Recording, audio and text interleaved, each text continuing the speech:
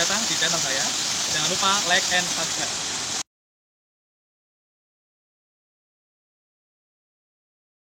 Ya, selamat pagi untuk kelas 9. Saya ucapkan selamat karena kalian sudah berada di kelas 9. Saya harapkan kalian di rumah tetap sehat, tetap belajar, dan tetap bersemangat. Begitu aja. Untuk kelas 9 ini, saya masih mengajar mata pelajaran PPKN. Ada beberapa hal yang harus dipersiapkan, yaitu buku mandiri, buku paket, dan buku catatan. Itu di rumah kalian tetap belajar. Begitu aja. Di bab 1 ini kalian masih belajar mengenai Pancasila. Pancasila ada 5 sila. Yang pertama ketuhanan yang Maha Esa, kedua kemanusiaan yang adil dan beradab, ketiga persatuan Indonesia, keempat kerakyatan yang dipimpin oleh hikmat kebijaksanaan dalam permusyawaratan perwakilan, dan yang sila kelima keadilan sosial bagi seluruh rakyat Indonesia. Kelima sila tersebut memiliki hubungan yang piramidal dan hierarkis. Apa artinya? Kelima sila tersebut mempunyai hubungan yang saling mengikat dan satu sama lain mempunyai relasi. Begitu. Kita lanjut.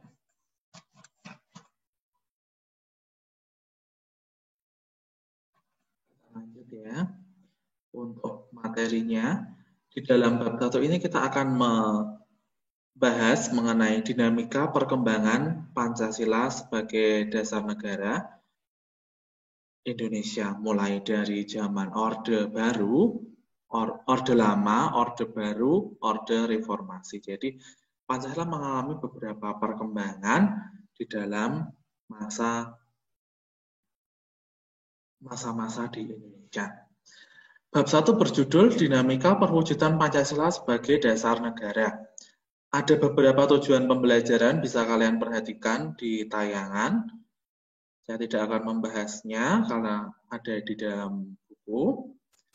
Kita lanjut saja ke materi. Di sini saya sudah jelaskan bahwa saja ada penerapan Pancasila dari masa ke masa.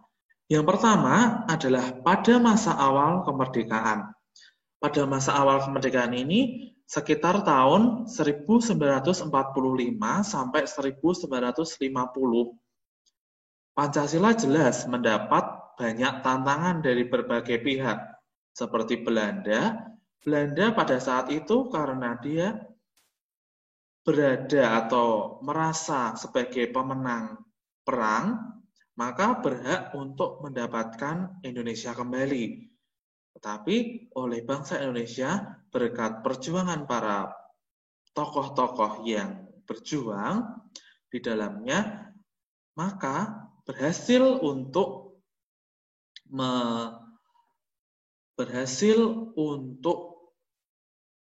tidak menggantikan Pancasila dengan ideologi negara lain. Bahkan masyarakat Indonesia sendiri ada yang ingin menggantikan Pancasila dengan paham-paham ideologi yang lain seperti negara khilafah, negara PKI, dan lain sebagainya.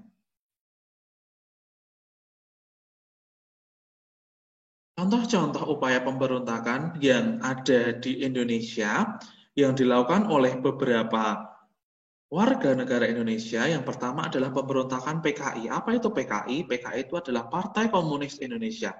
Jadi pada zaman penjajahan dulu sampai zaman perjuangan itu terdapat pemberontakan PKI. Jadi Indonesia ada beberapa tokoh-tokoh seperti Aidit yang menjadi tokoh pemberontakan PKI itu mempunyai massa yang sangat besar. Mempunyai massa atau pengikut yang sangat besar itu melakukan pemberontakan. Yang kedua adalah pemberontakan DI atau TII di Jawa Barat dan Jawa Tengah. DI TII itu adalah distrik Islam atau mempunyai wilayah teritorial Islam Indonesia. Jadi sejumlah pemberontak atau sejumlah kelompok yang menginginkan negara Indonesia Islam atau negara Islam Indonesia. Terjadi di Jawa Tengah dan Jawa Barat dan di beberapa kota yang lain. Begitu, Nggih. Selanjutnya ada APRA, ada Andi Aziz, dan pemberontakan RMS, Republik Maluku Serikat. Selanjutnya, ada beberapa perkembangan ya di dalam masa, kalau ini adalah masa Orde Lama, dipimpin oleh Presiden Soekarno.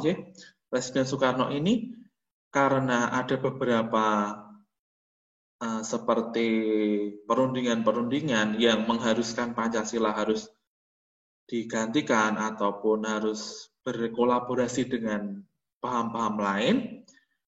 Di sini kita langsung saja ke UUDS atau UUD sementara tahun 1950. Di sini dinyatakan bahwa presiden itu berfungsi sebagai kepala negara dan menjadi bagian dari pemerintah. Namun, tanggung jawab pemerintahan berada di tangan Perdana Menteri bersama para menterinya. Jadi presiden hanya sebagai kepala negara saja. Seharusnya presiden sebagai kepala negara dan kepala pemerintahan. Jadi terdapat penyimpangan, begitu. Jadi dapat disimpulkan pada masa Orde Lama, penerapan Pancasila sekitar tahun 1950 sampai 1959 cenderung diarahkan sebagai ideologi liberal. Jadi Pancasila bukan seharusnya adalah ideologi Pancasila, tetapi ada beberapa pandangan bahwa penerapan Pancasila pada masa ini cenderung sebagai paham ideologi liberal. Nah, hal ini ternyata tidak menjamin stabilitas pemerintahan. Jadi harusnya sebagai kepala negara dan kepala pemerintahan adalah seorang presiden, tetapi kenapa harus ada Perdana Menteri, harus ada yang lain, badan-badan lainnya yang akan bersama menjalankan pemerintahan.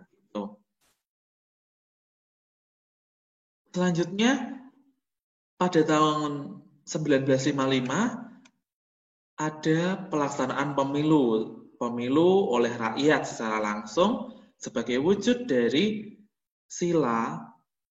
perwujudan sila keempat, yaitu pemilihan umum yang pertama di Indonesia, yaitu pada tanggal 29 September 1955. Dalam pemilu ini terpilih 272 wakil rakyat sebagai anggota DPR, Dewan Perwakilan Rakyat, dan 550 anggota lembaga konstituante. Itu setingkat MPR, begitu, J. Selanjutnya, pada tahun tersebut, 1950 sampai 1959, juga terdapat pemberontakan-pemberontakan yang dilaksanakan atau yang dilakukan oleh rakyat Indonesia. Tadi pemberontakan DITII itu belum berakhir pada saat awal kemerdekaan, tapi masih berlanjut. Tapi sekarang di Sulawesi Selatan, di Kalimantan Selatan, dan di Aceh, yang di Jawa Tengah dan Jawa Barat tadi sudah selesai, tetapi di Sulawesi Selatan, Kalimantan Selatan, dan di Aceh masih ada.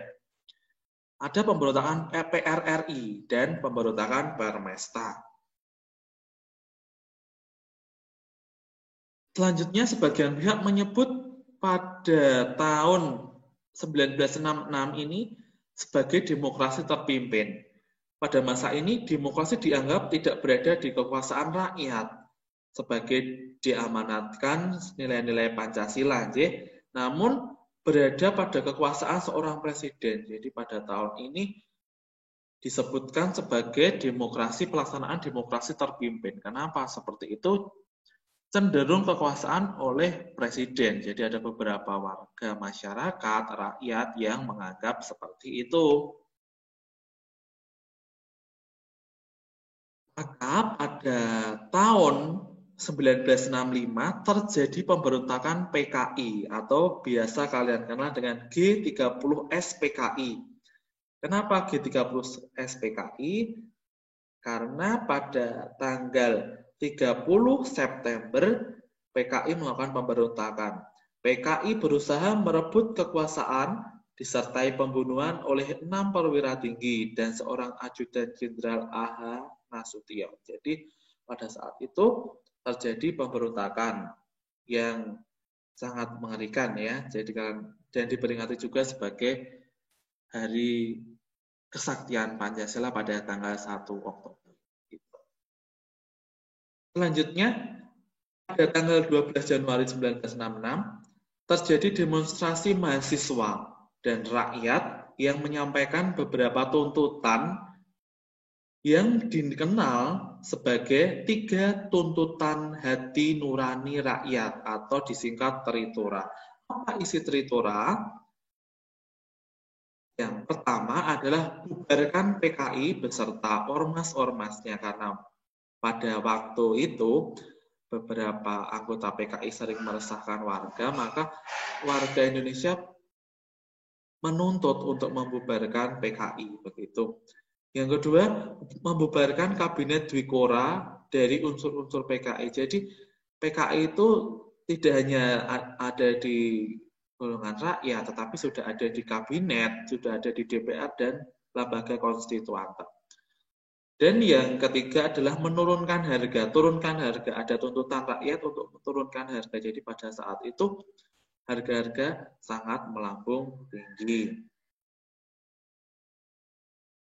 Selanjutnya, pada masa setelah Orde Lama adalah Orde Baru. Orde Baru diharapkan dapat melaksanakan Pancasila dan UUD NRI tahun 1945 dengan murni dan konsekuen. Pada masa ini diperintahkan oleh Presiden Soeharto. Selanjutnya, pada masa selanjutnya setelah Orde Baru adalah masa reformasi hingga sekarang,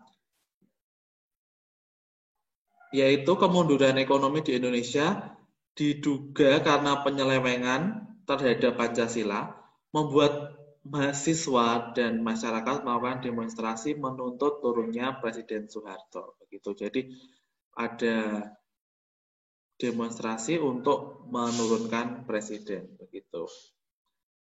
Oke, demikian untuk materi pertama ini.